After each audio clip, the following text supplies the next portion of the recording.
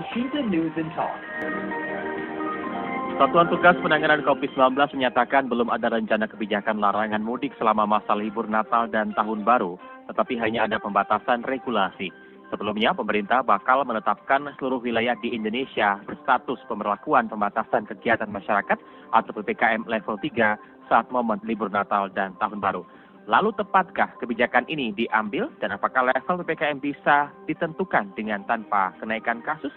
Kami akan membahasnya bersama dengan dua narasumber kita pada siang hari ini. Yang pertama anggota Komisi 9 DPR RI Rahmat Handoyo SPIMM dan juga epidemiolog dari Griffith University Australia Diki Budiman. Elshinta News and Talk. Selamat siang Pak Rahmat. Selamat siang.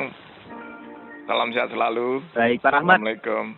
Baik Pak Rahmat dan juga Waalaikumsalam warahmatullahi wabarakatuh. Dan juga kita menunggu telepon kami terhubung dengan Pak Diki selaku epidemiolog dari Griffith University Australia.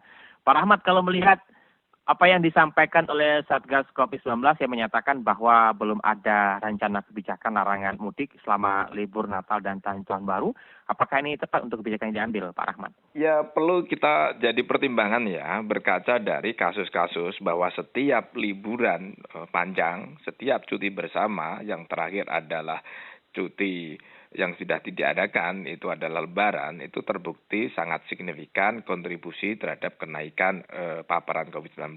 Sangat signifikan.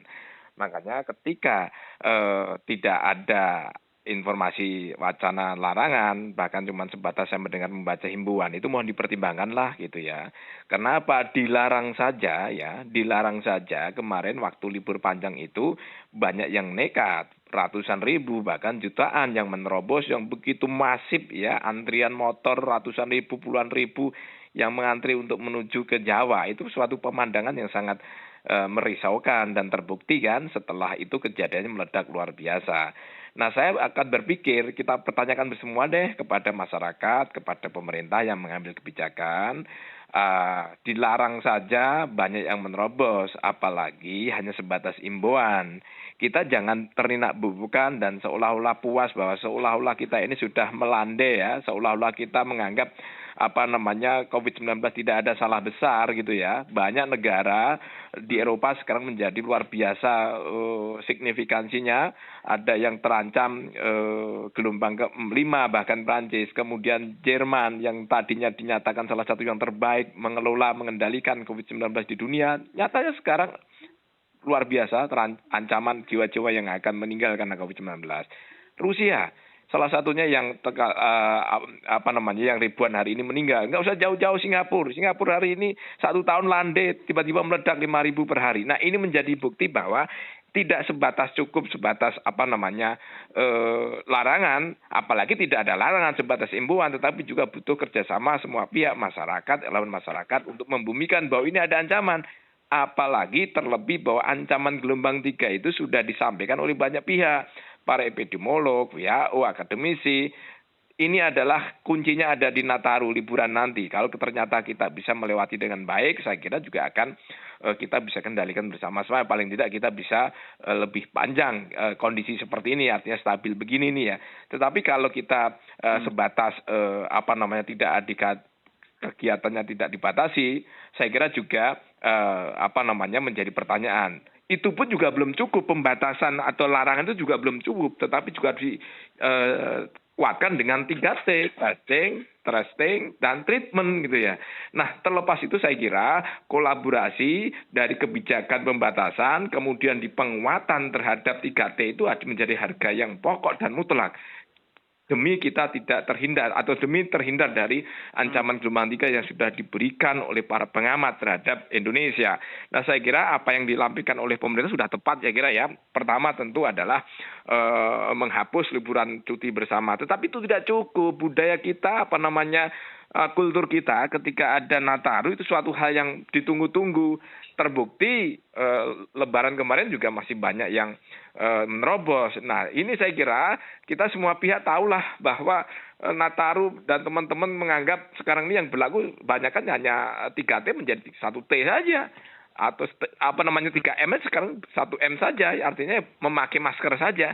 Lihatlah banyak masih yang sudah bereforia, kemudian Jakarta sudah mulai banyak macet, kemudian aktivitas juga masih tidak pakai masker, kemudian mobilitas juga sangat tinggi. Nah, ini menjadi kehati-hatian kita. Kita harus peringatkan kita bersama bahwa ini di seluruh dunia tidak ada yang namanya belum berhasil, yang stabil, katakan stabil lama itu belum berhasil. Artinya apa? Seluruh dunia termasuk Indonesia saat ini masih dalam kondisi labil. Artinya labil ya ketika kebijakannya tidak diikuti dan diimplementasi dengan masyarakat lemah, kasus kita juga bisa akan meledak. Nah, untuk itu antisipasi saya kira pertama tadi sudah betul menghapus liburan, tetapi kalau sebatas imbauan tidak mudik, saya kira saya agak khawatir. Kalau apalagi tidak ada pembatasan atau larangan, himbau, dilarang aja banyak yang nekat gitu loh. Nah, saya kira cermin 2-3 bulan yang lalu bahwa bulan Juli, bulan Agustus banyak saudara kita yang gugur. Ayolah kita cari cermin kita bersama ya, pemerintah pusat, daerah, seluruh masyarakat, elemen masyarakat. Dan yang paling penting adalah kita juga harus bertutur kata dalam hal yang saling semangat dan saling support. Baik politisi, para epidemiolog, kalau bicara yang konstruktif gitu ya. Jangan seperti seolah keilmuannya saja, tetap artinya keilmuan itu seolah-olah yang paling benar, tapi kita harus menggunakan karakteristik Indonesia gitu. Saya kira gitu, Bung Ari. Baik Pak Rahmat, ini kalau melihat apa yang disampaikan oleh Satgas Covid juga menyatakan belum ada rencana. Berarti indikasinya bakal mungkin ada rencana untuk pemberlakuan tersebut ya, karena mengingat bulan Desember untuk pemberlakuan sendiri juga cukup masih lama ya, di tanggal 24 sampai dengan tanggal 2 itu ada pemberlakuan PPKM level 3. Ini menyangkut dengan hal tersebut. Apakah cukup dengan hanya pemberlakuan PPKM level 3 aja tanpa ada himbauan, atau mungkin nanti ada himbauan khusus mengenai larangan mudik, Pak Rahmat? Ya, saya kira kalau wacana level 3, saya kira sepakat setuju ya. Ini demi antisipasi, ini langkah pemerintah untuk kita menghindari dari gelombang 3. Tetapi itu isinya harus seperti apa? Isi dari apakah sama dengan yang level 3? Tetapi setelah saya membaca dari media, ada penambahan-penambahan ya. Nah, kita tinggal menunggu saja per instruksi dari Menteri Dalam Negeri terhadap daerah seperti apa. Tetapi saya berharap agar itu tidak sebatas hanya imbauan. Kalau sebatas imbauan, saya kira kok masih agak prematur lah. Saya berharap toh pada yang diwacanakan, yang disampaikan oleh Menko PMK beberapa waktu lalu adalah hanya sebatas seminggu. Ya oke lah, ayolah kita bersabar sebatas 1 minggu. Artinya 1 minggu itu semua masyarakat seluruh Indonesia kita samakan lah gitu ya. Jangan sampai terjadi kecemburuan. Nanti kalau ada level 1, ada yang 2, ada yang 3 berdasarkan wilayah, kemudian dibuka wisata, ternyata di sana level 2 diboleh buka wisata, bergondong-boyong ke sana. Jadi akan menimbulkan ketidaknyamanan dan ketidakadilan. Nah, lebih baik saya sependapat apa yang disebutkan oleh pemerintah bahwa level 3 secara nasional itu diperlakukan dengan cara ketat. Dan ada satu tambahan adalah seyogianya itu dipertimbangkan ya, mohon dipertimbangkan untuk larangan mudik itu bisa dipertimbangkan. Kalau toh itu juga berlaku hanya untuk 1 minggu. Kita paham bahwa ini tidak menyenangkan semua pihak, terutama tempat-tempat wisata. Tetapi ayolah kita berpikir yang realistis bahwa bangsa kita ini masih labil, artinya labil ya sewaktu-waktu meledak. Kemudian ya kita harus mundur sejenak lah, dalam artinya keikhlasan kita legowo agar dalam 1 minggu 24 sampai tanggal 2 yang diwacanakan oleh pemerintah itu kita cucut tali wondo, kita ikhlas, kita bersabar ngikutin perintah dari negara. Itu pun juga tidak cukup, harus diikuti dengan 3T itu gitu loh. Testingnya kita juga perkuat, treatment pun juga harus kita perbanyak begitu, Bung Ari. Baik, Pak, ini juga timbul banyak pertanyaan dari masyarakat ya mengenai PPKM level 3 dan juga mungkin himbauan. Kalau masyarakat mendengar tidak ada himbauan atau mungkin aturan khusus mengenai dilarang mudik, mereka akan senang ya karena akan memanfaatkan waktu tersebut untuk mudik atau mungkin berliburan gitu ya. Sebagai masyarakat yang menilai ya, mungkin sebagian banyak seperti itu. Lalu mengenai PPKM level 3 ini kan menjadi sebuah pertanyaan juga, Pak. Apakah sebenarnya ini akan saya tanyakan sama Pak Diki ya. Namun Pak Diki mungkin tidak bisa kami hubungi sampai dengan detik ini, dan juga secara tidak langsung mungkin Pak Rahmat juga bisa menyampaikan pendapatnya mengenai PPKM level 3. Apakah PPKM itu dikeluarkan hanya sebatas momen tertentu? Misal kita lihat PPKM level 3 akan diberlakukan di tanggal 24 Desember hingga 2 Januari. Nah, kalau kita lihat itu momen Natal. Berarti tidak sesuai dengan adanya kenaikan kasus Pak Rahmat, itu seperti apa? Begini, level PPKM itu tetap menggunakan sesuai dengan standar kasus ya. Ketika nanti suatu wilayah, suatu daerah kasusnya naik, bisa level 2, bisa level 3, bahkan level 4. Itu sesuai prosedural, sesuai ketentuan kebijakan yang sudah diaturkan pemerintah. Namun demikian, sebagai sebuah bentuk antisipasi, ancang-ancang, persiapan kita secara dini, apa yang dilakukan oleh pemerintah itu adalah yang tadinya level 2, bahkan level 1, kita harus pasang kuda-kuda, jangan sampai terjadi ledak, ya nggak apa-apa. Level 3 itu diberlakukan secara nasional, nggak apa-apa, meskipun itu sudah level 1, bahkan level 2, kita naikkan lagi menjadi level 3. Jadi bukan semata-mata level 3 untuk untuk menyongsong event atau apapun, tetapi adalah dalam rangka menjelang Nataru liburan itu kita samakan semuanya. Artinya kita juga cucuk tali wondo, kita harus ikatkan pinggang kita yang lebih kuat lagi agar kita bisa mengantisipasi. Tetapi tetap sampai sekarang juga masih berlaku penentuan level 1, 2, 3, 4 itu berdasarkan kasus dan berbagai indikator-indikator lain. Jadi tidak semata-mata bahwa nanti ada ini, bisa jadi ketika ada ancaman yang luar biasa bisa jadi level 4 semuanya. Saya kira setuju saja, tergantung situasional ya. Ketika situasional nanti ancaman itu begitu nyata dan tidak tanpa alasan, sudah disampaikan oleh WHO, epidemiolog, dan para akademisi yang lain, bahwa gelombang ketiga itu akan muncul, perkiraan adalah akhir tahun dan awal tahun. Ya kenapa tidak kita antisipasi dengan sedemikian ketat? Toh itu juga tidak lama, cuma sebatas seminggu. Tapi ketika pro dan kontra kami memahami, tapi kontranya ya yang harus ya pahamlah kalau dari sisi wisata, kemudian tempat ekonomi, tetapi demi ekonomi, demi kesehatan ekonomi kita mundur sedikit lah, enggak apa-apa, toh juga cuma 1 minggu, 6 hari, 7 hari gitu ya. Nah setelah itu nanti kan ada evaluasi. Apakah ketika pelaksanaan nanti ternyata juga banyak nekat, bisa jadi diperpanjang. Apakah nanti ketika hanya sebatas imbuan ternyata ada ledakan yang mudik ke wilayah, ke daerah masing-masing, bisa jadi kita juga akan melihat efeknya mungkin seminggu 2 minggu berikutnya. Bisa jadi akan diperpanjang lagi levelnya gitu ya. Jadi saya kira kita arif dan bijak menyikapi ini. Toh pemerintah memberlakukan itu juga tidak tanpa dasar, memberi masukan, dapat masukan dan dapat berbagai pertimbangan input dari yang memang ahlinya di bidang kesehatan masyarakat. Jadi saya kira apa yang dilakukan oleh pemerintah saat ini, wacananya ini meskipun belum ditetapkan, saya setuju. Ini dalam rangka pemerintah memberikan bentuk rasa perlindungan dan terhindarkan dari ancaman gelombang 3. Toh saya pada kesempatan ini saya memberi masukan. Dalam hal ini adalah seyogianya tidak sebatas himbauan. Kalau himbauan saya masih rada-rada ngeri-ngeri sedap gitu ya. Kasusnya liburan panjang kemarin seperti Lebaran dilarang aja nekat. Apalagi cuma sebatas himbauan. Apa sanksinya himbauan? Kan tidak ada. Kalau toh pada irisannya imbuan nanti adalah diperketat prasyarat, masyarakat bisa memenuhi prasyarat kok antigen, PCR, tapi berbondong-bondong ribuan, jutaan, gimana coba? Tetapi ketika ada instruksi perintah, tidak boleh mudik pada liburan Nataru ini. Jadi tegas, jelas, itu pun juga tidak boleh lama, toh cuma seminggu.